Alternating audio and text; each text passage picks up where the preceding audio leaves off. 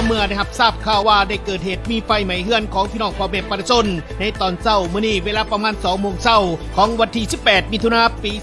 2025ซึ่งเปลวไฟไม่ได้ลุกไหม้เฮือนของนางปุ๋ยใส่ปัญญาประชาชนบ้านนาคำนนท์คุมนาคำนนท์น้อยเมือง2คอนเพล็กซ์สวรรค์เขตซึ่งในขณะที่เปลวไฟได้ลุกไหม้แม้นบ่มีคนอยู่เฮือนซึ่งเหตุให้เฮือนและสิ่งของต่างๆเสียหายไปกับเปลวไฟ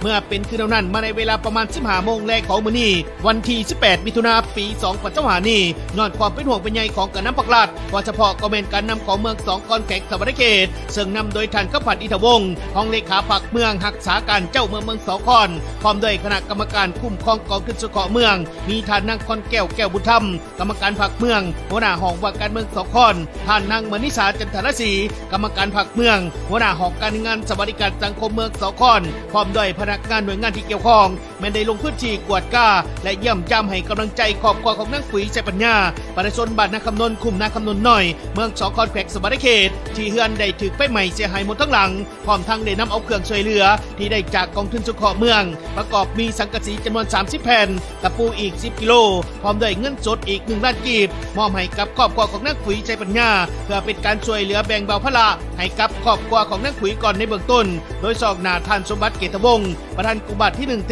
ศบาลของเมืองพร้อมด้วยคณะบ้านนาคำนนท์และครอบครัวได้เข้าร่วมเป็นสักขีพยานนำ